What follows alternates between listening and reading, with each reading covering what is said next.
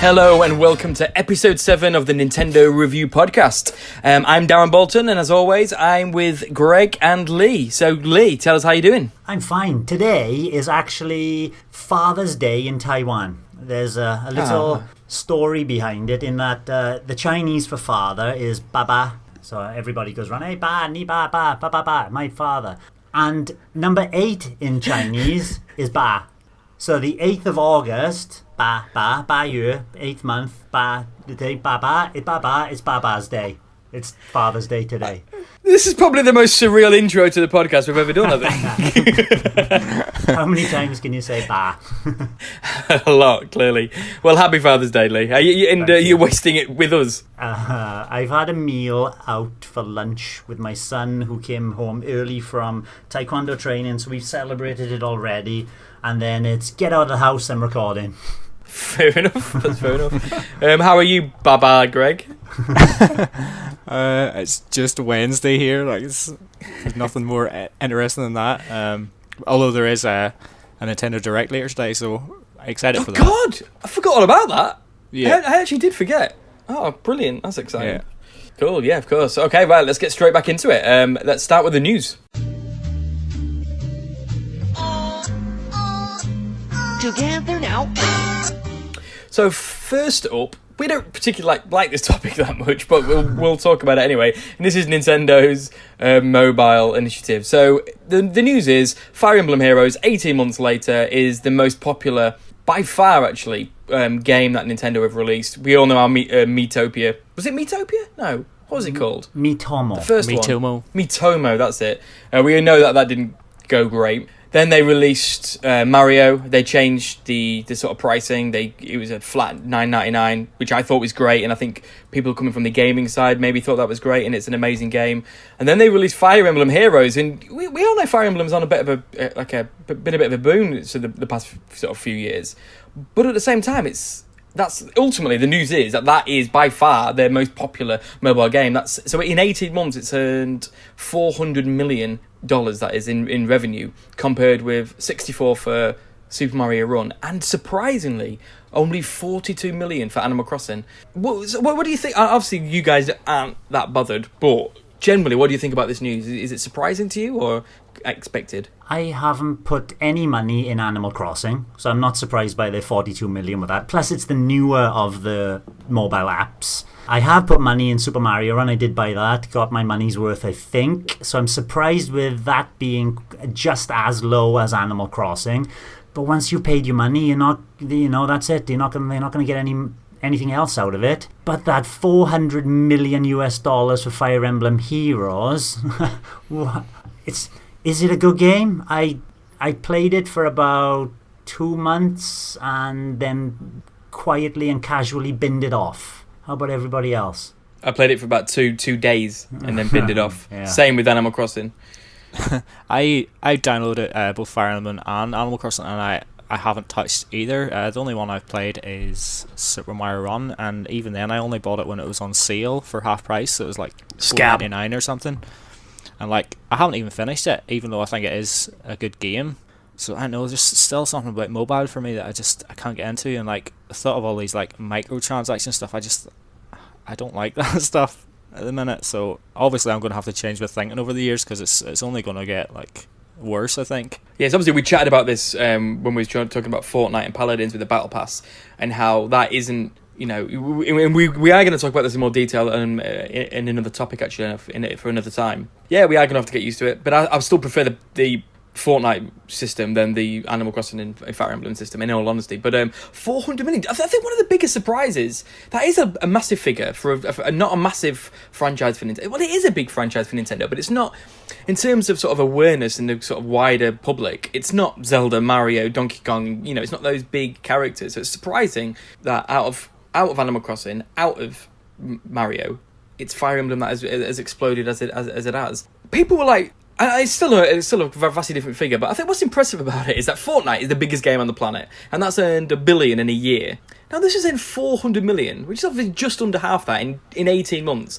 for me, that's not as drastic a gap as you presume. The biggest game of all time, not all time, sorry, I'm so hyperbolic, aren't I? The biggest game at the minute, to what is a game that probably not many people play or even know about. Am I making any sense? You know what I mean? It's like, for me, it's like 400 million to a billion in a similar-ish time frame. It's like it's quite surprising. I was, to be honest, but we will see. We'll see how Mario Kart does and how they're going to do it. I mean, they're blatantly going to avoid the Mario Run sort of pricing model, so it'll be interesting to see what they do with Mario They've got to do microtransactions on the Mario Kart, and do you want gold wheels? Hey, pay £1. Shocking. Battle Pass Mario Kart Tour. We'll chat about that another time. Anyway, moving on. One of our favourite topics, Nintendo Switch Online. It's getting closer, and they are trickling and literally trickling information.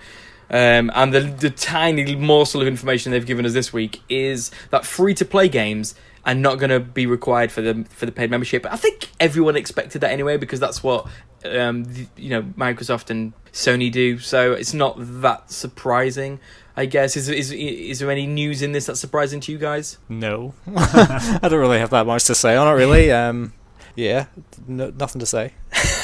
What about you, Lee? Have you got anything interesting? It's just one of those things. It's one of those things that's just not surprising at all. It would be so strange if they go, "Hey, come onto the Switch and play Fortnite. You can download it for free, but you're gonna have to pay to play it online." That would have been even stranger. So it's what they needed to do, and it looks like they are doing it. But do you know what? I'm like, I don't know if it would be that. It's strange because they had to do it because the other companies do. But why should we play Fortnite for free? Why should we not have to pay for Fortnite, but have to pay money for a game? We get Fortnite, we pay for free. We don't have to buy the game. So why not have to pay to play online? Why do we have to buy a game like Mario Kart and to buy... I don't understand why these free-to-play games are free online. Can Lee, explain it to me? Why do we have to pay for Splatoon, but not Pokemon Quest? Is it the mindset of the buyer itself, the purchaser, going, "Hey, I bought this free-to-play game. It should be free, fully free." If I want to buy a battle pass, fair enough. I personally myself, I'm with you, and I don't see any problem with this is our online service. Nintendo selling their online service and saying, if you want to play any game online, that is in a kind of multiplayer, player versus player type of multiplayer game. If it's for high score charts and all that, of course you can do that for free. But if it's that kind of multiplayer where you're shooting each other or driving against each other like in Mario Kart, you should have to pay for it. I'm scratching my head over it as well, but it's got to be something to do with the purchasers themselves. Nintendo don't want to annoy customers. Oh, no, I get that, and especially because people could say, "Oh, well, I don't have to pay up on Sony's machine and stuff." But it just doesn't. For me, it's like, people, anybody listening, if you've got a really good rationale on why, these free-to-play games we don't have to pay to play online, but other games we do, please tell us, because it's never made sense to me. But I'm looking at this list of games and it's hilarious. It's like these games are going to be, you don't need the online subscription. It's Paladins, Fortnite, Fallout Shelter, Pinball Arcade, and then Kitten Squad. What is Kitten Squad? Never even heard of it. That was a PETA. PETA, the protection of animals. That was their free-to-play game, which promotes kittens blowing up robots. As long as the kittens don't die, it's okay. Yeah, robots, they can go. Fair enough. Anyway, so next bit of news. Again, this is something we've touched on before about the kind of popularity of this game, and this is Octopath Traveler. And Square have announced that they've sold 1 million copies in what has been a matter of weeks, and this is absolutely incredible. Incredible for a couple of reasons. Well, it's incredible because it's a new IP. It's incredible because it's a retro-styled RPG as well. It's not like a big kind of one of the big RPGs. And it's also surprising because it's just seemed to have been sold out everywhere, that they couldn't even buy it, which then leads on to another bit of news, which is that more people have downloaded it, or a higher than average download rate versus packaged rate, and that's got to be because people couldn't even get it packaged. But this is amazing news, isn't it, Lee?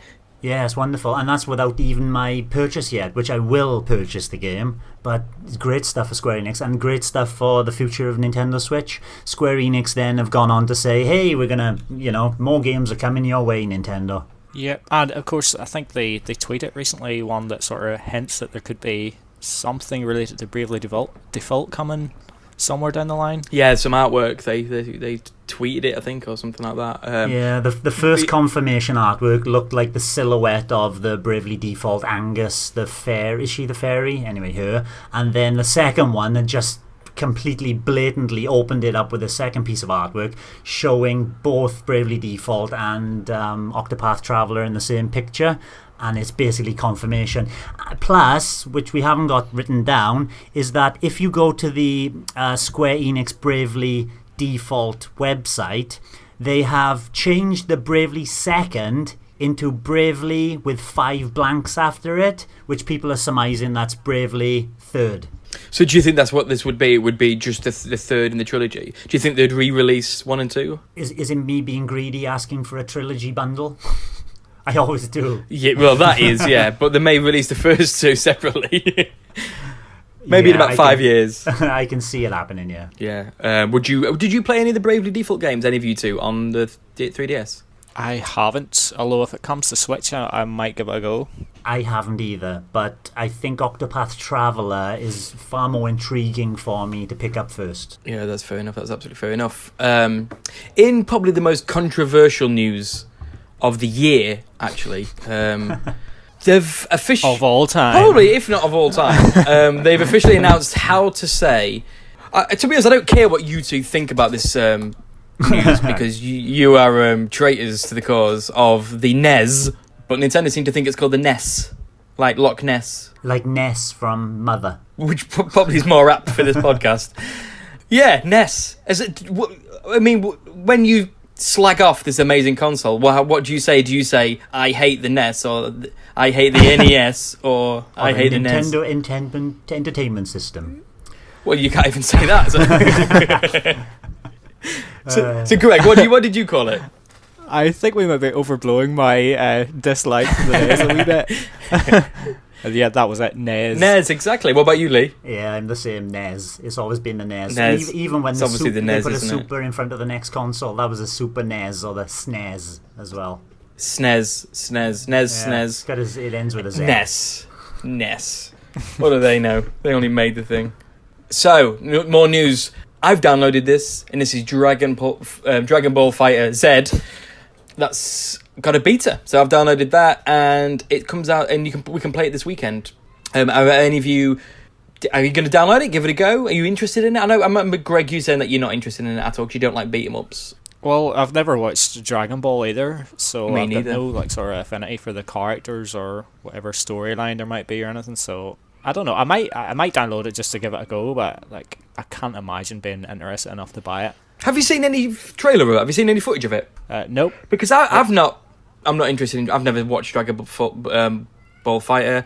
I love beat 'em ups, but they're better locally. Like I played that gaming weekend. We played loads of Street Fighter, and it was amazing. But it's not quite the same online. But at the same time, I looked at footage, and I think it looks really good. It looks amazing, but it's also got this really weird thing. Like in the mid-fight, it sort of turns into like a. I don't quite understand it. I don't know it that well, but like a little mini cinematic. So you kind of do a special move, and it turns like it changes. It's not like a traditional beat 'em up in that regard. Like it's obviously it's a little sort of visual gimmick, but it looks amazing. What about you, Lee?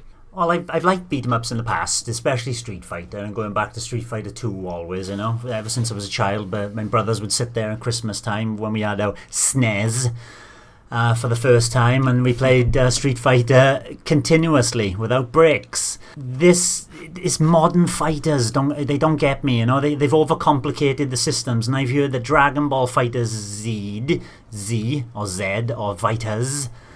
Yes, Fighters after the SNES. They've named it right. The Dragon Ball Fighters game is overly complicated. Apparently, it's very technical, and that doesn't attract me at all. I heard the opposite. Oh, did you? Hey. I heard that the actual that it's really simple. It's only 2 buttons, I think. Really? Okay. Yeah, but that the systems are quite deep. Yeah. But the actual gameplay is really one of it's like those Smash games Brothers that in a might sense, be but- easy to pick up but difficult to master, that kind of thing. Yeah, that's what I mean. Who knows? Then We try it out this we've got no weekend idea. and let us know your verdict. Exactly. But that's what I remembered reading that it was actually just. I think it's 2 buttons, but I might look at that when one of you is speaking to confirm it. So anyway, more news. And this game I am very, very excited about, and I'm sure all of us Advance Wars lovers are, Wargroove, which was announced a long time ago, which, we thought it was going to... I'm sure it was originally going to be out last year. I can't remember now. But so the Chucklefish who are developing it have just revealed that you can do your own cutscenes. And a game recently did that as well. I can't remember what that was. But you can do your own cutscenes. WarioWare Gold. And is that what it was? No, that's you can do voiceovers on them. Yeah, that was for it. Yeah. Yeah.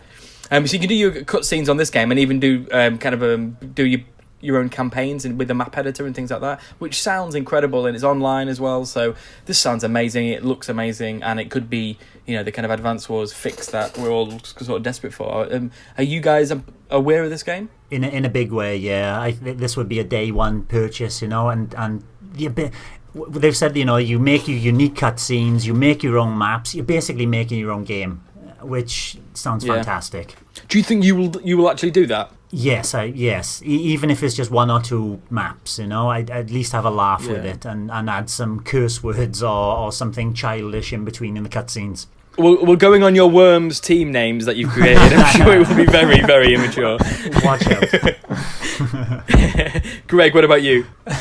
I don't think I'm going to be making myself any new fans today. I never really got into the Advance Wars series, and anytime I've seen any images of Wargroove, it's just like looking at Advance Wars, really. So I'm not really that bothered about it. But the fact that you can do your own cutscenes and stuff like that is it's really cool. I just kind of wish it was in a different game. We've just had a live message. It says, "Please take Greg off this podcast." Advance Wars. I'm surprised it's taken this long, to be honest. Yeah, so this appeals to you. You're looking forward to Lee's amazing campaigns and witty cutscenes. Witty, filthy, maybe. Yeah, maybe we'll see. But it's good. I'm looking forward to it. Did any of you play? Well, not you, Greg. Lee. Lee, let's just have this. Just me and you. This podcast. Lee, did you like Tiny Metal? Have you heard of Tiny Metal? Yes, I've heard of it, and basically the main reason why I held off from buying it was because Wargroove was on the way, and that was the only reason. Tiny Metal looked great, and by the way you've talked about it, it looks like you have picked it up. No, I haven't at all. Okay. It's been on wishlist since launch, and then it got taken. I don't know if you know about this, but it got taken off the eShop. No, I didn't. Because there was a, I think it was a Kickstart. I don't know. I actually don't know the details, and I didn't know who was going to talk about it, so I didn't research it. So, but I think it was kickstarted, and then somebody who worked on the game left or something, and then sued the company, so it had to get taken down. But they've just sorted it out now once and for all, and it's all fine. So I am it's on my wish list. I am going to buy it, but I'm actually just waiting for a sale. So if it's on, there's going to be more games on the sale tomorrow. So if it's on that, I'll definitely pick it up. But because I've got so many games, I'm only going to buy games that I desperately need now, or wait for a sale. So, but I'm going to get it because it's meant to be very, very good as well. Even though that Wargroove may be coming sooner than anticipated. Yeah, you can never have too much Advance Wars. That's quite true. So yeah, that's fine. I re-downloaded them. I've even got them on Advance, but I re-downloaded them on the Wii U. Advance Wars 1 and 2. Played through them again, and they were so good. So good. I think you need to give it another chance, Greg. Advance Wars. Alright. Wargroove. We'll see. So our new favourite topic, which is taken over to Super Mario Tennis, I think, is Taiko Drum Master. My favourite game of all time. So we mentioned before that... all the kind of bad news that it wasn't getting physical, it wasn't all this. But actually it appears that maybe people kind of shot the gun a little bit, and that it may be getting a physical release, because it was on a retailer's website for $49.99 that it was actually getting that release. So whether there was some misinformation, maybe just in America or something like that, in one territory, that it's only getting released digitally, or it's wrong completely, or this listing's wrong, but ultimately it still may be coming out. I presume with it being released in November rather than now, if it's digital, there's no reason why they can't do it, that it probably is getting a physical release, but we'll see. And actually on that news, today, was it today or yesterday? Today. They released their English patch for the game, and I did download it, and I did look at it, and there are no sensitivity settings on the Joy-Cons. Dear. So it's the drum or no fun? I wouldn't say that, because, I wouldn't say that. Okay. It's still an amazing rhythm game. Using the touchscreen is really good. The little drum on the touchscreen is still really fun, and even using buttons, it's still a very good rhythm game. either way. But the drum is just makes it really, really kind of amazing. I'd still recommend it personally. There's another drumming rhythm game which is coming out soon as well, retail and digital, on the eShop, and I'm not too sure. I wish I was researched that now as well. Called Gal Metal, and apparently the drumming in that works really good. If you like kind of rock songs, that might be another one to look out for. Gal Metal, yeah, I have heard of that, but I don't know too much about it. I'll look into that. You can never have too many rhythm games. I'll just quickly touch on this next news. The fact that the European Nintendo online stores has been rebranded My Nintendo Store, which is, they've been using that sort of my blah blah blah for quite a lot of things. They've promised they're going to update with more merchandise in September. Well, it's all linked in to the online system, basically, isn't it? It's all changing for September, and I'd imagine in the app you can access your mind, hopefully everything through that app. But yeah, so and there's a note here that says it looks like it'll be tied to the My Nintendo Rewards program. Lee, why do you think that? Just because it's My Nintendo, and well, fair enough. bing, and that's number one. Number two, okay. They said there's new merchandise coming. So the way that the old Nintendo reward system worked was that you amass your gold coins at that time, and then you get merchandise from the actual store. I'm hoping, because in America they still do some things like T-shirts and all that you can purchase in certain places. So I'm really, really wishing and hoping that they do that as well, because sometimes you don't want to spend your gold coins on games. You want to get a nice snazzy Captain Toad T-shirt. Did they do that in America? I thought they could took it off America as well. Yeah, they did. They have for quite a while, but it lasted longer in America than it did in Europe. Okay. I mean, I just think it's when they say more merchandise, I think they just mean on the shop, personally. I hope you're right, but I'd be gobsmacked if they bring back physical items for the. Or maybe there could be some sort of discount for My Nintendo and Nintendo Switch Online users. Yeah, that'd be good. Yeah. We will see. Have you got anything to say, Greg? Are you looking forward to this change? It needs changing. It's not great at the minute, is it? Yeah, I don't really like the rewards at the minute, and I actually got some really cool stuff off the old Nintendo VIP thing, or whatever it was called. I got stuff like Metroid Prime 2, got a Zelda Collector's Edition, and even Yoshi folders, which I keep all my important documents in. The best place to keep them. That's really cool stuff, and whenever they talked about moving over to this new My Nintendo, whatever it was, I thought they were going to do some really cool things with it, but to be honest, it is probably worse than it was before. It is a lot worse, yeah.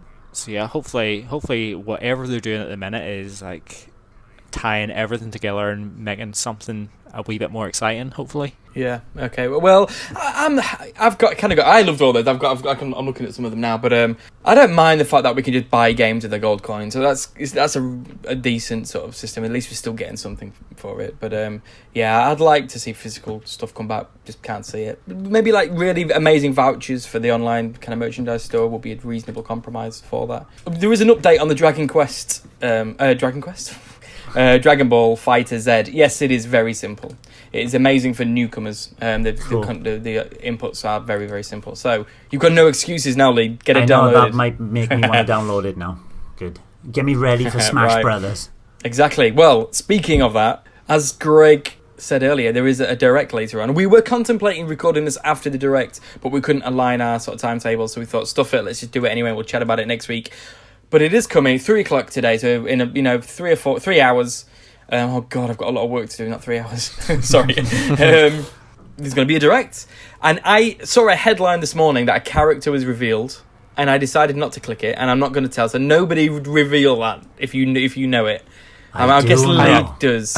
I bet Lee does.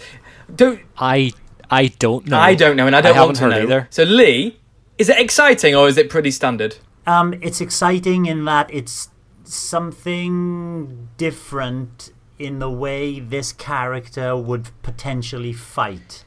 I'm not going to say any more than that, because if I say anything else, it would give it away. You'll ruin it. But say if you just name the character, would we be like, oh, that sounds great? Or would we be like, I think it'd bring a smile to your face, yes. Cool. That sounds very good. But I saw that this morning. But so Lee, you're not allowed to say this, and I'm just throwing this on you guys. I never said that we was going to chat about this, but just one little prediction, just so we can humiliate ourselves next week after, because everyone will listen to this after it's even been announced. But I just want one prediction from each of us, of like what we're going to see in this Smash Direct. Greg, what do you think we're going to see? You really did spring this on us. Going on Lee's talk with the character, I'm just going to say Chain Chomp confirmed. Chain Chomp.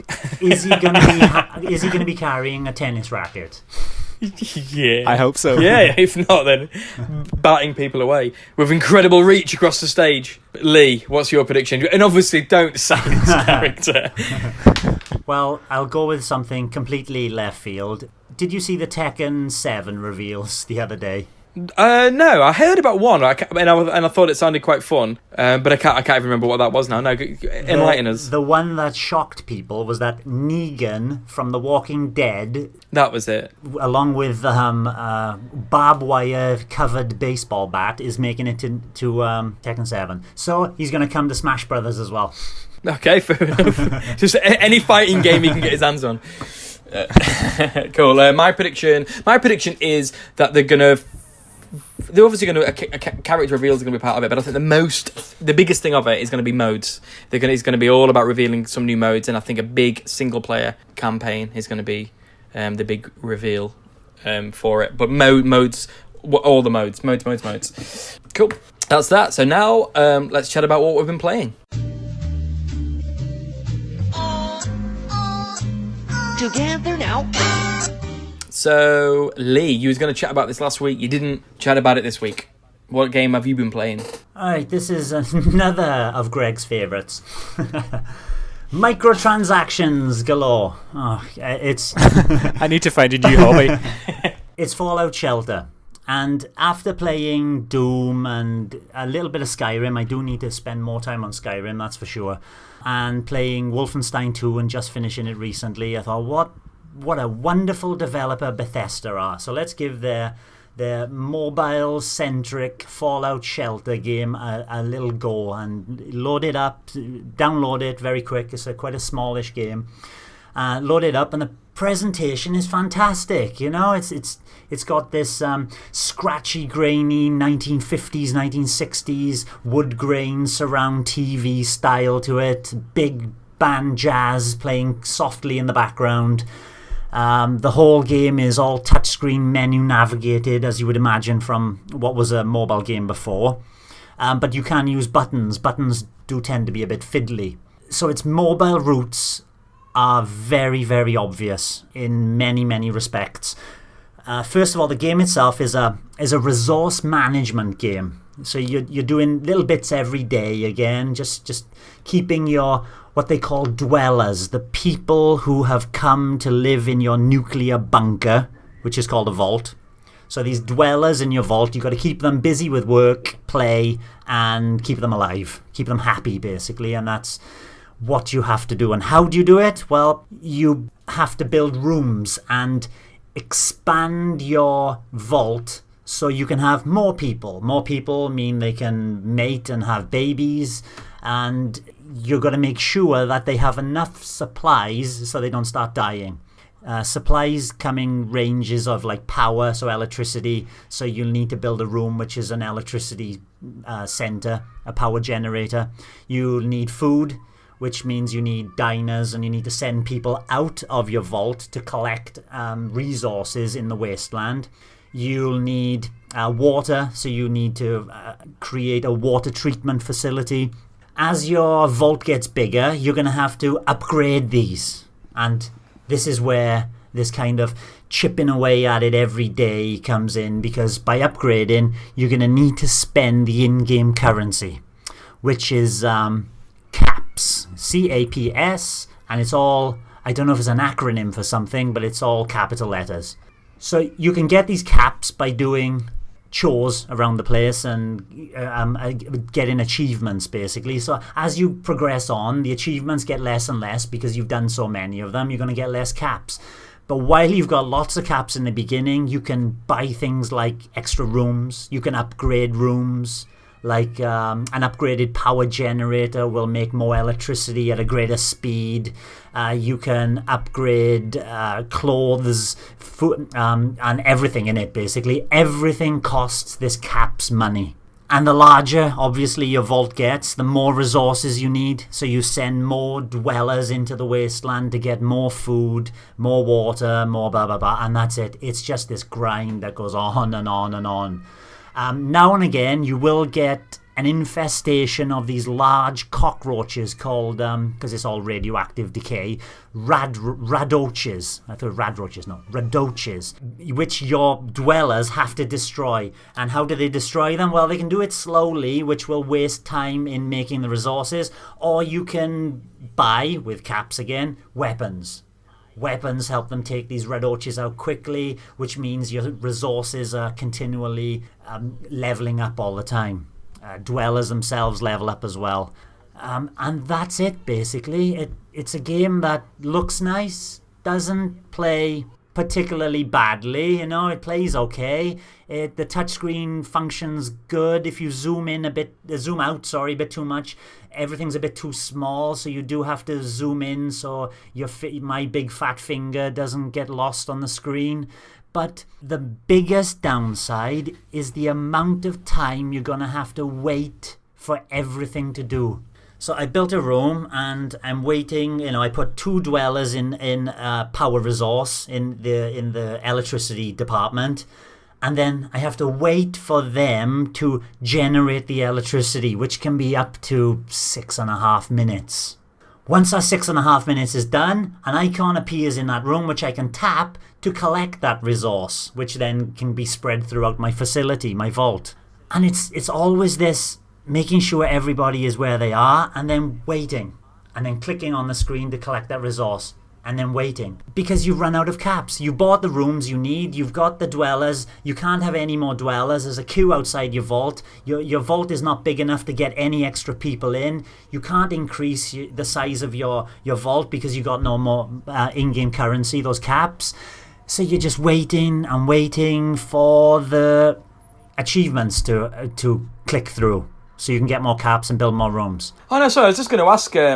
about, because obviously with these, I love kind of strategy games, and when you describe it, it's like a bit of it sounds appealing in that kind of resource management, but is the balance, I guess, with these microtransactions does it feel like you're being artificially slowed down rather than just the kind of, when you play, for example, Roller Coaster Tycoon's coming out later this year, and I can't wait. I'm really excited, and there's always the element of needing to wait. You're waiting for the money to build up so then you can buy, and that's part of the management of it. But does this feel like it's artificially slowed down to make you want to spend money to speed it up? So it becomes frustrating rather than just part of the kind of gameplay, if that makes sense. It's the former. It's frustrating, and it's frustrating because the wait is so long, and and you can see that it's deliberately long. As soon as you've collected your resource, you've then got to literally wait nearly 7 minutes until you can collect that resource again. And you may only I've only played it for an hour and a half, and you basically got 5 rooms. So I've got an upgraded electricity, an upgraded diner, an upgraded water facility. So I'm just watching those 3 rooms. Now and again they're getting attacked by those large cockroaches, and I'm just waiting for them to level up. It could be a game maybe that you put down by the side while you're watching the football, and then you pop your eyes down, that's done, and you click on it. But it doesn't seem to be anything else other than that, And like I was going to say, you can speed this process up by going onto the eShop and spending between 99 pence for a pack of Nuka-Cola up to £99.99 for a truck of it, which speeds the game up. So you've got to pay money to speed the game up. Then you can pay money to get a lunchbox, which unlocks things like caps, which gives you them in-game currency. So that's how frustrating it is. They're asking you to pay money to speed the game up. As you can imagine, it will not remain on my Switch for much longer. Well, it lasted on my Switch for 10 minutes, so I never really gave it a chance. I started playing it, I was like, I'm not even going to... So I didn't fully know how it works, but I kind of got the idea quite quickly with it. Do you think... obviously, we hint and imply about this every podcast. We've already done it this podcast as well, but it is this balance of my free to play versus paid and all these passes and stuff. But do you think the game ultimately could be really good in a kind of strategy sort of game sense if it was just a $9.99 download and it was a little bit kind of more, so it was just much more about kind of time and resource management rather than about speeding the game up? Do you think there's a good game in there? It runs so smoothly. It looks so nice. It's got from what I saw though, the enemies don't come frequent enough, but that might be due to the slowness of everything anyway. The enemies don't come. So if you sped everything up and you were beset by more enemies and you had more opportunity to level your characters up and get weapons and all that to protect yourself, and then the enemies leveled up as well in conjunction with your leveling up, there's the beginnings of a good game. I to be honest, I wouldn't spend £10 on playing a full version of it either.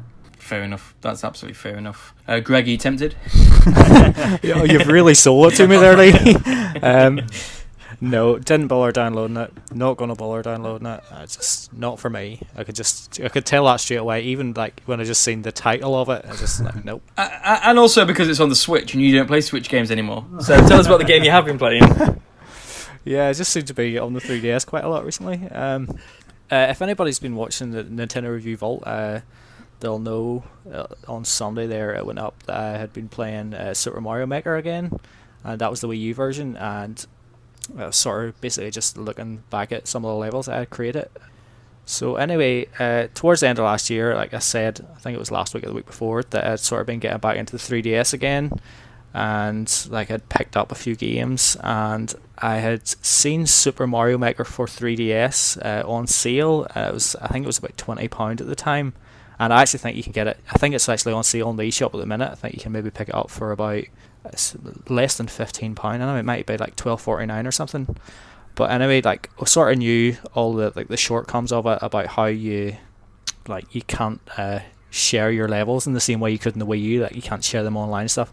But I wasn't buying it for like creating levels and stuff. I was buying it because on the 3DS there's like about, I think it's between 80 and 90 like Nintendo created levels. So you're basically buying it for like a new Mario game, really, created by Nintendo, kind of using like the resources available on Super Mario Maker. But anyway, like I took my wife to the doctor there last week. Well, this story shifted. Yeah.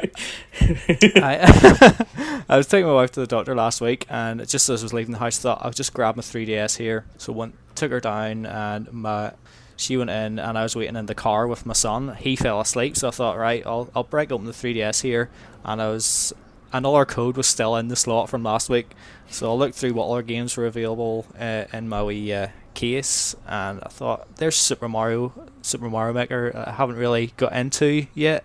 So I decided to play it, and started into I forget what it's called. I think it's the Super Mario Challenge it's called, which is like the main game, really. And initially there's 18 worlds you go through, and they start off quite basic, and each world you go through, at the end of it you'll see like these two little characters talking to each other. One's like a girl and another one's a pigeon, and basically they sort of try and explain about the course elements that you've unlocked after completing each world, and sort of how you might want to use them for creating your own levels.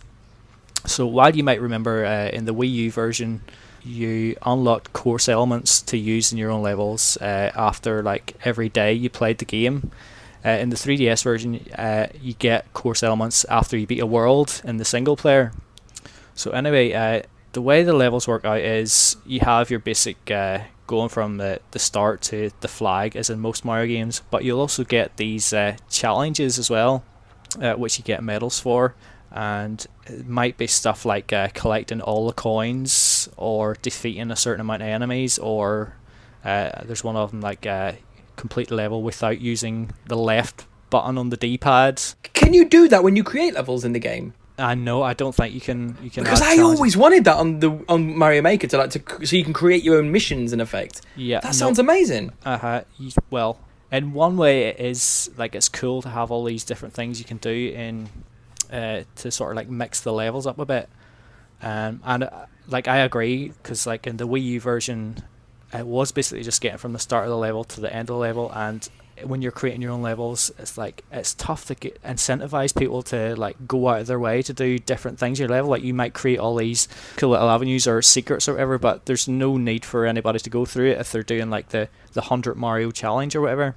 So it would have been a good idea if you could make your own challenges like this. That doesn't seem to be a feature here. But what I will say is I never found it I found these as compelling as like hunting down just like the star coins in like a regular, say, New Super Mario Brothers game. I'm not sure why that is, but I found myself in Super Mario Maker basically just wanting to burn through it as quickly as possible. Is it because the levels are like too quirky, you know, they're too non-Nintendo? Yes. It's like they are cool, and it's nice to see whenever you see like all these like regular elements that you've seen in loads of Mario games over the years, and they're used in these unique ways to create different puzzles and challenges through each of the levels. But at the same time, it's like it's a shame to see like these Nintendo developers restrict it to having to create levels in those sorts of ways, because I'd rather just have like a brand new Mario Brothers game. And like, I do like Super Mario Maker, but if you're going to give me the choice of Nintendo giving us another Super Mario Maker on the Switch or giving us a brand new 2D platformer, I'd have to go with a brand new 2D platformer, to be honest. But anyway, got to the end of the 18th world. Didn't really like the last world pretty much entirely. Didn't find a lot of the levels interesting. It was more like irritating, and I actually found most of the game kind of irritating for some reason. I don't know why. I don't know if it's just because like I missed seeing stuff like snow levels and desert worlds and whatever. Anyway, I was just frustrating, and whenever I got to the end of the World 18, it transpired that these medals, which I had been mostly ignoring, other than ones I had just managed to pick up like by chance, just by getting to the end of the levels, you had to get 40 of those to unlock a special bonus world at the end. I went back into I think all the levels become available, and it's the course bot or whatever it's called, where you can actually like go in and edit the levels yourself or whatever, but it shows you what medals you've got. So I went through and counted, and luckily I had 37 of them, so I only had to hunt down 3 more to unlock the bonus levels. So I did that, and to be honest, it wasn't worth it. There was 12 more levels in World 19, and beforehand they said, oh, these are going to be like really challenging levels, and they really weren't. Like some of them were really short and just weren't that entertaining at all. So like I'm being really down on this here. It's still a good game, but in terms of like a Mario platformer, it's just not as good as what we've come to expect over the years. But it's still better than New Super Mario Brothers 2. Surely. I guess so. I mean, you can still play everybody. Like you can still play people's levels that they've created on the Wii U version. They're still available to. I don't know if you can search for them manually, but you can still play some in the 100 Mario Challenge.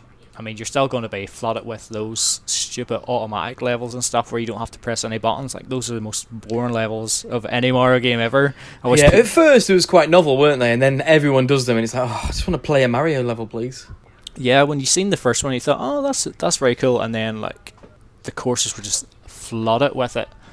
But, like, the fact that you can still create your levels in the same way as you can on the Wii U, but you can't share them with everyone online, kind of defeats the purpose. I still haven't created a level on this one because I sort of don't see the point.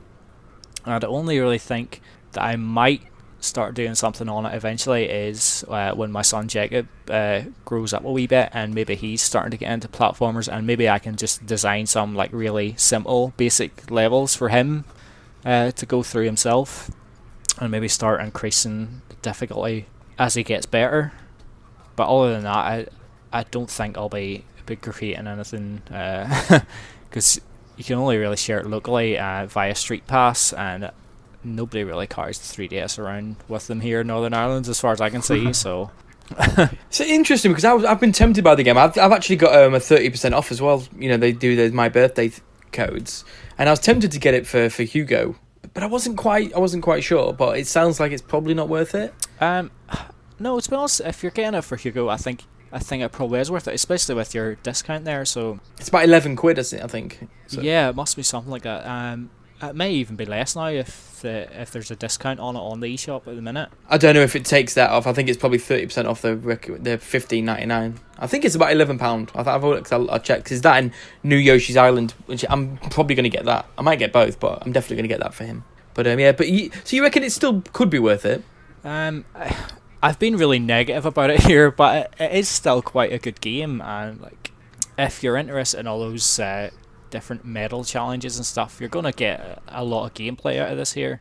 But if you're wanting to share levels and stuff, I can't really recommend it. But if you haven't got a Wii U, it could be a kind of nice stepping stone, you know? Yeah, if you haven't got a Wii U, then it would be hard not to recommend it. But you do have the Wii U, and as like we've seen Hugo playing some games on it already. I know you had him playing Kirby and stuff. So if you have the Wii U version, you may as well just let him keep play on that one. Yeah, that's fair enough. Yeah, fair enough. Cool. Well, you never know. 11 quid is still a bargain, and we'll see about that. For me, in terms of what I've been playing, I just want to give a little bit of a shout out to a game I sort of bought as a little bit of a joke. Is Uno on the eShop. I think it's like £4 in the sale at the minute, and somebody else from my Discord server bought it as well. So we both bought it. We played online for the first time yesterday, and it's really good. It's really good fun. It's got quite a few modes. You've got quite a lot of customizing in terms of how you play the game and in terms of some of the special moves that you can do. It's got different card decks, it's got like a Rabbids card deck, a Just Dance one, and another one, but I can't think what that one is. Not like Assassin's Creed, but it's not. No, it's another Ubisoft product in it, because I downloaded the demo and I've been giving it a try. There's another one anyway. Then there's a winter one, and it's just good fun for a few quid. And it online works. We actually had a problem the first night. We tried a few nights ago, and mine kept crashing. But you play online, and you can open the room up so it fills with computers, and then anybody can join the room even mid game.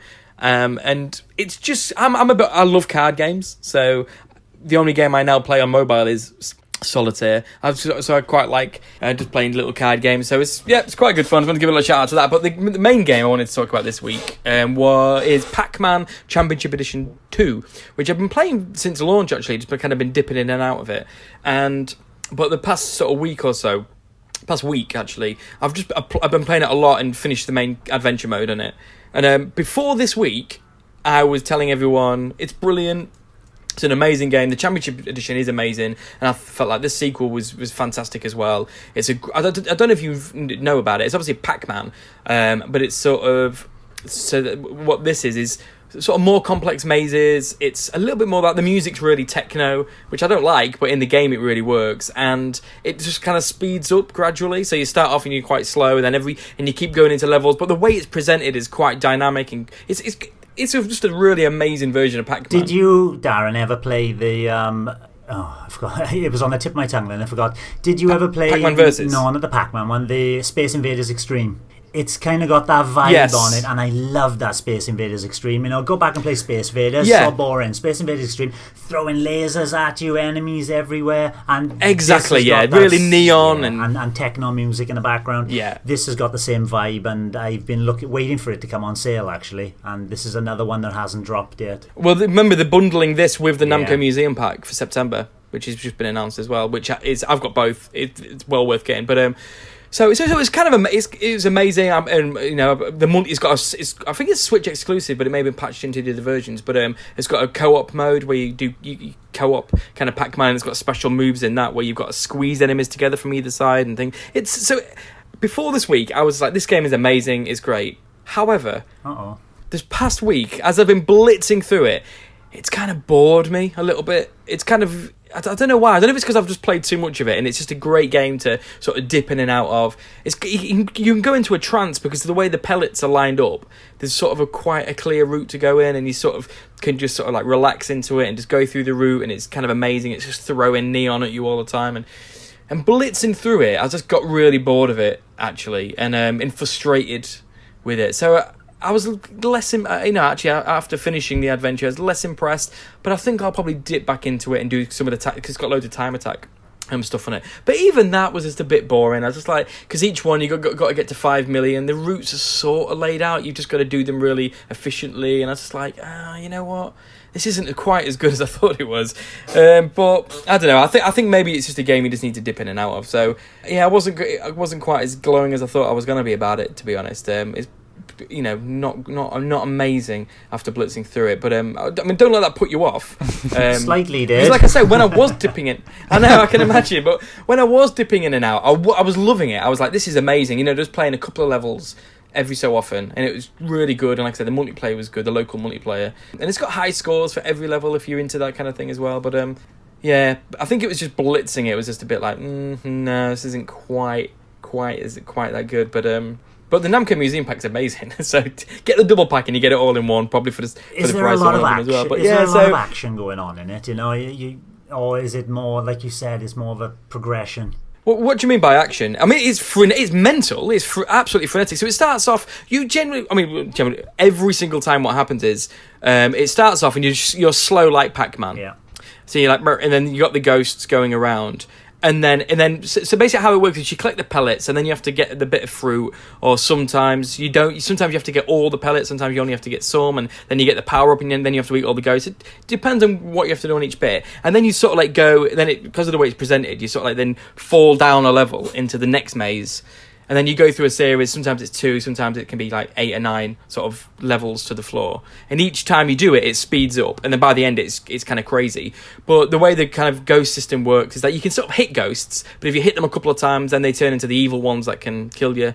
And then there's also these little purple ghosts that stay there. And when you go past them, they add to the other ghosts, and then they create a chain. So the ghosts are like a chain of ghosts, which are then harder to avoid. But then when you get the pellet, having to eat them all, it's quite. That's where the high score chasing comes in. Yeah, you're eating that chain exactly. Of yeah, I mean, it's to rack up a massive score. Yeah, and it gets crazy, gets absolutely bonkers, because then you've got all these purple ghosts and you've got to eat them all. But very often you'll like come out of the maze in 3D, so you'll like come out of it and then eat all the ghosts, the sort of big train of them.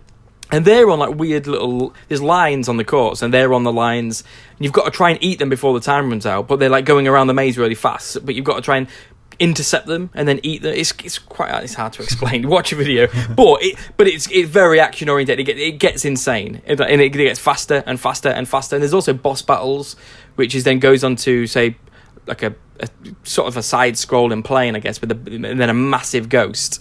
And then you've got to like hit into the ghost and stuff like that. So it's very action oriented. But what I meant before about kind of like just sort of weird saying relaxing into it is that on the main levels is that the pellets, there's such a clear route on the pellets that you can just sort of like follow the route, and it's timed so well that if you nail the route, you just avoid ghosts by millimeters. Yeah. And so they never. And if you mess up, then they'll probably intercept you and things like that. So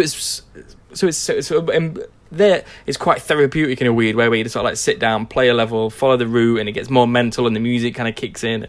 So that was quite enjoyable, but like I say, just blitzing it was just too much, and it's just too much of the same as well. I think that's the biggest thing of it.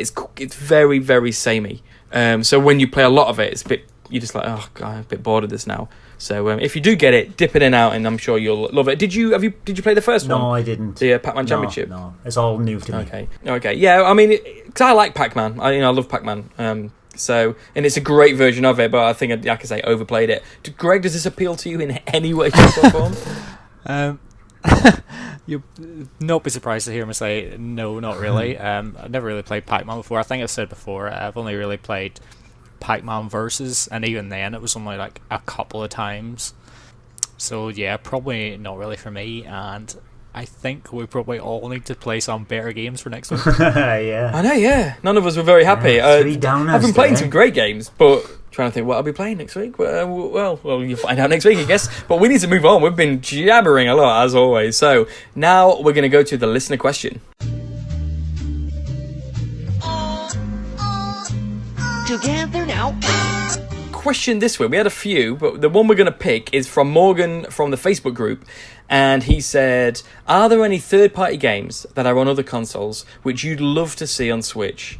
and which ones have a realistic chance of appearing. So you can name some which you know are never going to come, but also, you know, are there any that could come as well? Greg, you have a PlayStation 4, so you're not as desperate for this, I guess, to an extent. But are there any games on that Xbox or Steam you'd love to see on Switch? Strangely, when I seen this question, I was actually looking through my PlayStation 4 collection this morning, and I didn't really see that much that wasn't first party. I haven't really been playing the PlayStation recently anyway, but like the third party games I do have, there's Resident Evil 7. Obviously they experimented with the streaming version of that in Japan on the Switch, but like when I played the PS4 version, I didn't think it was as great as everybody made it out to be, and I kind of keep yearning for that Resident Evil 4 moment again, because I love that game, and to be honest, I kind of hope it comes to the Switch at some point. That's what I was going to say, like the Resident Evil 4 moment could just be Resident Evil 4. Yeah, I'd be absolutely delighted with that, to be honest. I've also got The Evil Within on the PlayStation 4. I don't care if it comes across either, because I thought it was complete trash. The second one's supposed to be better, but I'm probably not even going to bother giving it a go, because I really disliked the first one that much. So there probably isn't really that much in that many third-party games I'm really that interested in coming over. It's probably only really like some older games. Maybe like I'd love to see the first Metal Gear Solid game again. We obviously got Twin Snakes on the GameCube, but I'd love to see like HD versions of like at least the first 3 Metal Gear Solid games, because like I really loved 1 and 2 and felt like the series kind of got away from what I really loved about it towards the more recent titles. I actually got Metal Gear Solid 5 there and haven't even given it a go, but like if they bundled all the Metal Gear Solid games in one package on the Switch, like I'd probably buy it and maybe eventually get around to Metal Gear Solid 5. So that's and what about Last of Us 2? What about Spider-Man? Or any kind of the big games coming? God of War? Well, those are obviously exclusive to Sony. Like you can't really do anything about that. I thought we can just dream. Is Spider-Man definitely? I don't know. It is exclusive, but it's not. Are they owned by Sony? Insomniac? No, I'm sure it's just exclusive, and Insomniac isn't owned by Sony. But then Sony do own Spider-Man. Well, did, but they've got a weird deal with Marvel or Disney, haven't they? So who knows? But so basically, you want Metal Gear Solid 1 from 25 years ago. Yep, and Resident Evil 4. I suppose I was gonna say like. Maybe Grand Theft Auto 5, which is obviously a big phenomenon. Like, it seems to keep selling every week. I've never really been that into the franchise, but I can't see any reason why they couldn't get it going on the Switch, since it was on Xbox 360 and PS3. And there's massive rumours about it. I reckon the biggest problem with it is probably the size of the game, fitting on cartridges, although just download only, I guess. Don't know, who knows. It wouldn't surprise me if it comes. But so Grand Theft Auto 5 and Metal Gear Solid are the ones. But not many, which is quite surprising. Well, I guess not really. Lee, are there any games that you'd like to see? GTA 5 was on my list. It's not a particular game I would normally kind of play anyway, those open world shooting, driving, kill your cop kind of game, but I would like to see it on the Switch. I would play it on the Switch. It would be good for the Switch. It would sell insane amounts probably, as it's sold everywhere else, so bring it. And as you said, with rumours, it's got, surely it'll be coming eventually. Other things from developers like that, how about Red Dead Redemption? Being an only, a Nintendo only fanboy, I don't get to play games like that. So Red Dead Redemption would be good. Fallout series would be nice to see, even if it was just 3, 4 would be excellent. But things I would love to see and would buy in at the drop of a heartbeat would be something like a Star Wars Battlefront game. Just for that Star Wars feel, just for, pick up and... I played Star Wars Battlefront when I came back to Wales last year on my brother's PS4, and we couldn't put it down. Even my son was playing that. Wonderful game. Might not be the best game in the world, but it's Star Wars, and if it was on the Switch, that'd be brilliant. But exactly, EA, it's not going to happen, is it? I can cry all night about that. You never know. You never know. But yeah, actually, I'd love that. Yeah. 2 others would be Monster Hunter World. Big Monster Good Hunter shout. fan. Can't wait for Generations. I might wait a little while for Generations after its release, but Monster Hunter World would be wonderful to have. And the last one, and I sound like a broken record, is Formula 1 2018, which apparently is getting released this month. So Codemasters still have to go out and say that announcement and coming to Switch. It's not going to happen, but So, what do you reckon the chance in terms of his question? Morgan said, "What are the feasibility?" So you mentioned Grand Theft Auto quite high, very high for Grand Theft Auto. Red Dead Redemption, the first one, is a possibility as well, I believe. The rest of them, Star Wars Battlefront. I've even put Assassin's Creed here. That's not going to happen. Ubisoft have already said maybe like the trilogy or something. Maybe. I was thinking about the more recent Origins game, and Ubisoft have come out and said no way is that coming on Switch. It's just couldn't handle it. Monster Hunter World, it's Capcom again. They've said right, Generations coming out on Switch, and you will have the next mainline Monster Hunter on Switch, but it's not going to be Monster Hunter World. So we already know that answer as well. And F1 is just a pipe dream, isn't it? Yeah, it's a shame because obviously Codemasters were one of the first companies. Well, they were on that list, wasn't they? Yeah, and they've done diddly squat. Yeah, and the Switch could probably do with a few more, like a variety of racing games. Because when I look at it, it's only really Mario Kart that's interesting. I know V-Relay's coming, but I suppose I kind of hope the Ridge Racer 8 rumours are true. Yeah, that'd be nice as well. Because I'd love to see that on Switch. Yeah, I'd like a Ridge Racer. For me, I mean, there's loads. I'll start with one, which I'm not sure how much of an exclusive it is, but it's actually been in the news this week, is Horizon. Because I don't know if you saw, but you know Panic Button, who've done all these amazing ports, Doom and Rocket League and stuff like that, and Paladins. No, Warframe they're doing, sorry. They've said that they would love to bring Horizon to the Switch. That's their dream game. So I don't know if it's probably not a possibility, but they've said it, and I'd love to see that. That is an exclusive to PlayStation, isn't it? It is like a pure exclusive. Yeah, I mean some of my suggestions are sort of exclusives, but I feel as if there's still glimmers of hope. So Horizon was one, but let's just say that is pretty much impossible going to happen. The one I'll start off with the one that I'm not. I'll go from kind of least excited to most excited. Sunset Overdrive, years old. It came out 4 years ago, I think, three years ago on the Xbox One, and it looks amazing. That's Insomniac as well, I think, and it's an exclusive to Microsoft, and they published it. But I just think the way kind of Microsoft are kind of going and their relationship with Nintendo, the fact that they published it, I don't think it necessarily rules it out as such. I don't think it will come. I think that it is slim to none the chances, but I don't think it's impossible. But I'd love to see Sunset Overdrive on the Switch. Next on that list would be, and I'm gobsmacked, this is not on the Switch already. I was gobsmacked it wasn't on the Wii U. And the fact that it's not on the Switch yet is bonkers. And this is Disney Afternoon Collection. Oh yeah, good call. With all the NES Disney games. But I'd love that on the Switch, and it's just crazy that Capcom haven't brought it yet. The chances of it, I mean, it should be there already. I think in my head I'm like, yeah, it's gonna come, but who knows? But I'd love to see that. On the same vein, I'd love to see Rare Replay come to the Switch. Chances, not great, but not impossible. If I was Nintendo, I'd be like, you can have any of your characters in Smash Brothers if you bring Rare Replay to Switch. We'll find out later. Yeah. Oh, you teasing. And the game I'd love to see most, although after saying those, I don't think I would, but the game that I really want to see on Switch, the chances aren't great, but you never know, Cuphead. Yes. You see, whenever you're talking about the Xbox games there, I thought, oh yeah, Cuphead. So I'm glad you've mentioned it there. I would love to see it. It looks amazing.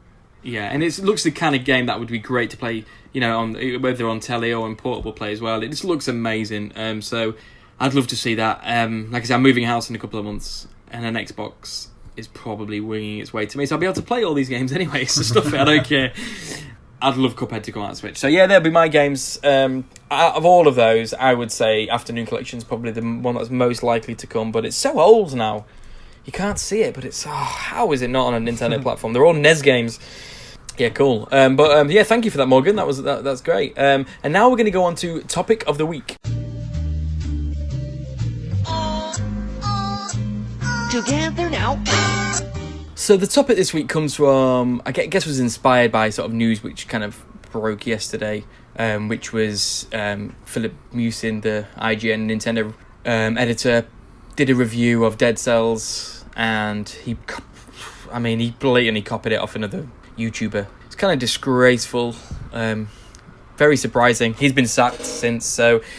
But it just kind of, I think it kind of, we was all chatting about it, and it was just kind of talking about the kind of importance of reviews or sites, and like how we felt about kind of those things, and are they important to us, do they influence us, sort of in general. I guess, Greg, it'd be nice to know your thoughts on this. If you've got anything to say about the issue at hand, about what happened at IGN, plagiarism in general, feel free, but just more broadly, I guess, reviews, websites, do you visit any, do you trust them, do you look at them, what do you think about it all? Well, what I will say about the plagiarism issue is, if you're copying somebody else's work, if you really damaging whatever website you work for, because like the credibility is just gone, and you don't know if this is like an isolated incident for one review, or if it goes on lots with other reviews and it just hasn't been picked up on. Because when you go for a review, you're wanting somebody's honest opinion on a game, and if they're just regurgitating something else, like, it's of no use to anybody. And we live in a world now where you can go on to like Metacritic or whatever, and you see like countless reviews for every game. And me personally, like, if I'm interested in buying a game, maybe from like a year or two ago, I'll go on to Metacritic and just have a wee glance down through the reviews, and you get like a nice spread of information. I mean, very rarely would I just pick on one review and like trust that opinion without checking out other stuff. I mean, we grew up in a time where like the internet wasn't even really like a thing.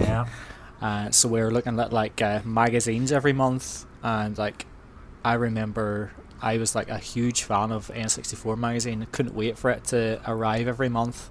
I had it reserved at my local newsagent, so I'd pick it up as soon as it came out. And actually, quite funnily, I remember they had a review for Star Fox Adventures on the GameCube, and they gave it quite a low score. I think it was in the 70s somewhere, like 72 or something. And like they got a huge backlash about it, because like all these Nintendo fans were like, well, that's way too low. And like, so they humorously put like in the comments section in the following month, they had this week cut out 98 score for most people to stick in their previous magazine. Like I said, I would never just trust one opinion now. Like when we're going through reading magazines, obviously you're spending like £3 or £4 per month, and you're maybe only getting one magazine, so you only have one viewpoint really. Whereas, like I say, nowadays you can go on and get loads of different views, whether it be in video form or written reviews. But I know personally, like if I'm writing a review myself, like it can actually be quite stressful, and I obviously wouldn't have to work within the same constraints as someone from like IGM, where they have like deadlines and stuff. I know anytime I've listened to Nintendo voice chat on there, they're constantly like in a rush to get it finished. It's like, oh, we've only got 10 minutes left. Like they clearly have like really busy schedules, so I'm not like justifying it, but obviously like there's time constraints involved, and like having to try and get a review out for like embargoes or whatever, getting them out on time. I don't know, I'm guessing sometimes people take a shortcut, and obviously in this case it's caught up with him and he's lost his job, so there you go. He's messed his career up, hasn't he? I mean, that's the thing, is like he's not going to get a job anywhere else. He's not going to be able to go back to YouTube where he started. It's just like he has messed his whole career up for this silly thing, and maybe he was under pressure. I mean, it's no excuse, like you say, it's no excuse. And the thing was, like, whenever he started at IGN, it was like he seemed like, oh, he's really got his big break here. He's really lucky to have got this here, and just to throw it away so quickly and so like spectacularly. It's like, where does he go from there? Well, He doesn't, does he? I'd be surprised if we see him again in anything. So Lee, what do you reckon about this situation, and how do you feel about reviews and stuff in general? I've got very little to add. Apart from what Greg has said already, you know, I grew up reading magazines like N64 too. I think I even had a subscription to it at one point. Other magazines would pick up not so regularly, like Amiga Force. I think it was Amiga Force or Amiga Power. Back when I had an Amiga as well, computer and video games. There was a SNES Force magazine. Oh, was there? Didn't know that SNES one. Force. I remember SNES Force and Super Play and Super Play. I remember Force. Super So there probably Play, was an Amiga Force. N-Gamer, you remember that one? Official Nintendo magazine, not so often, but one of my other favourite ones was Zap 64. Zap, the old Commodore 64, wasn't it? Yeah, going way back in the day there. So yeah, like Greg said, you just got this one viewpoint, and you could, because the reviews would always come out before the game came out, so you had this one viewpoint, and then the rest of it would be from word of mouth. And I don't, in that kind of way, I don't feel like I've changed much. I'd rather listen to someone like you two boys and your opinion of what you think a game plays like, and I know what kind of game you like, so I know your biases compared to my biases, and then I can gauge a game better by actually talking about it with a bunch of mates rather than going online and reading a review. So very rarely will I go online and read a review, and exactly the same as Greg, I will go on to Metacritic just to see a broad spectrum of reviews, and to see if it is, you know, what just to get a sense, what's his failings, or is this the kind of thing for me. Exactly with a sackable offence, you know, it is a sackable offence. Do you think it's his age? I said to my wife said, don't bring up age, you'll make a lot of young people angry. Is it a copy and paste generation? Well, I didn't have it, you know. My experience in uni, computers were at a premium. There was no internet until the second year in uni, which is 95, and maybe youth these days don't see the damage that he should see the damage that it causes. Anyway. Yeah, exactly. I just think I think it's just an isolated, hopefully a very isolated and rare incident, and he's just a moron. And he does, you know, he's not the brightest guy, is he? You can sort of tell that from NVC. Funnily I enough, liked him, but funnily enough, just before we started recording this morning, I'd seen somebody had brought up a tweet of his from, I think it was 2014. Oh yes, I saw that. Yeah, something along. It was like a quote from somebody saying like, if you copy one person's work, it's plagiarism. It's plagiarism. If you copy loads of people, it's research, something like that. So yeah, he was getting it in early. Yeah, exactly. Yeah. Oh well, but you say about age, but he's not that young, is he?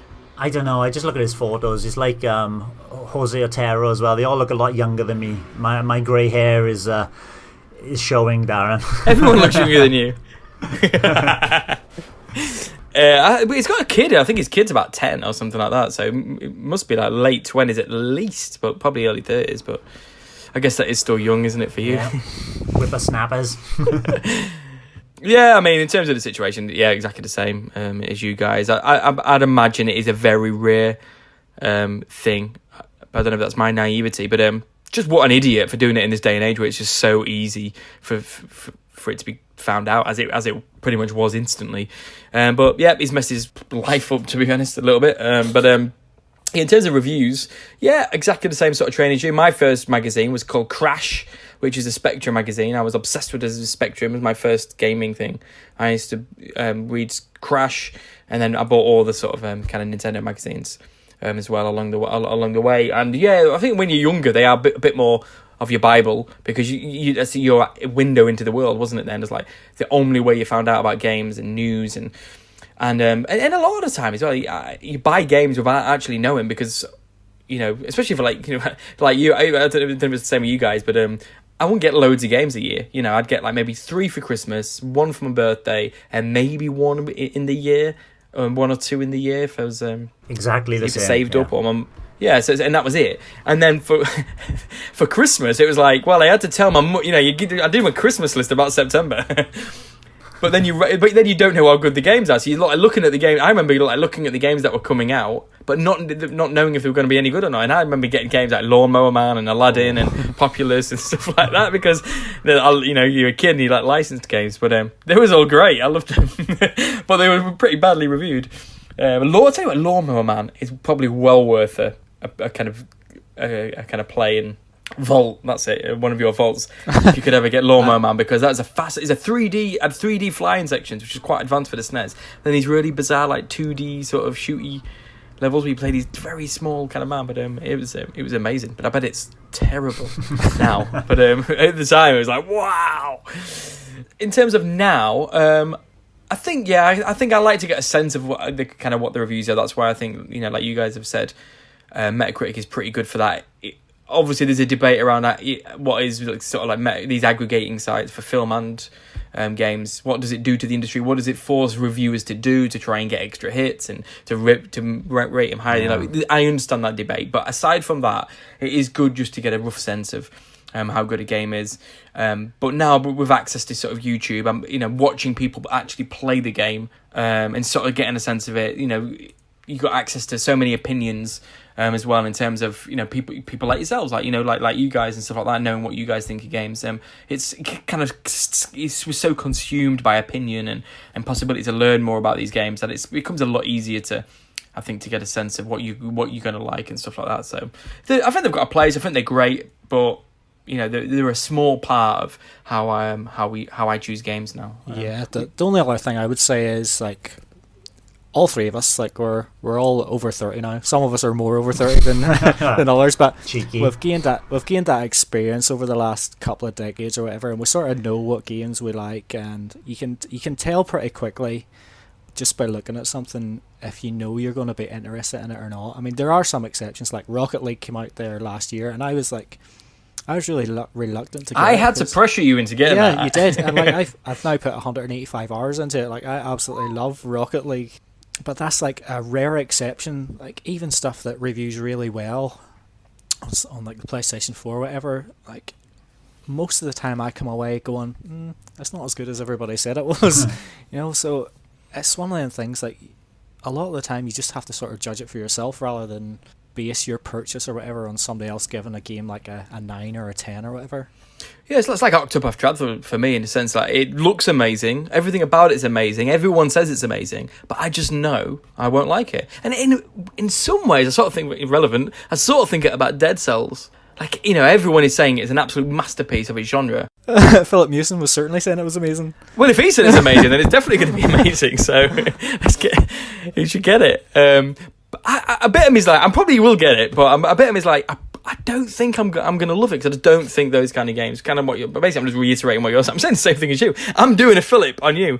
I'm taking it as my opinion. The only other thing I will say is, like, anybody that visits Nintendo Review or whatever, we maybe don't have that many reviews coming out. That's true. Any ones that we do, like, what's going to be like our honest thoughts. We're not going to be like taking our opinions from elsewhere. We'll tell you it like it is. We won't like big up a game just because everybody. Well, you definitely won't. Just because everybody else is, like, so. If you want a good honest opinion, just stick with us, And also, I think when they're ready, and I think this is another thing, and not all sites do this, but like, if you don't have to be the first one. You don't have to, hitting these embargoes and deadlines. Like, there must be some sort of like justification for it in terms of hits and stuff.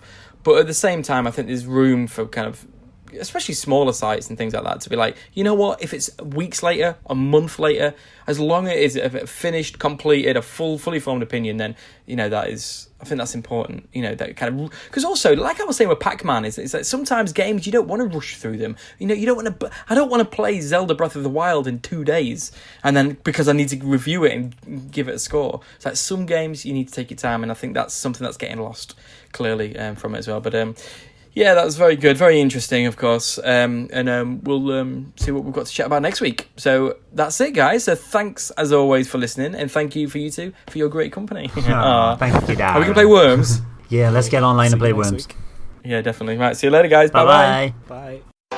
Thank you for listening to the Nintendo Review Podcast. You can find this very podcast on SoundCloud, iTunes, Stitcher, Google Play, TuneIn, and YouTube. Just search for the Nintendo Review Podcast. Don't forget to give us a review and ask us a question. We are also on Twitter, Facebook, and Instagram, where you'll find great content such as news, reviews, and streams. Of course, you'll find us at nintendoreview.co.uk. And check out our Nintendo Review Discord channel for lively discussion, meetups, and in-game voice chat. Drop by and say hello.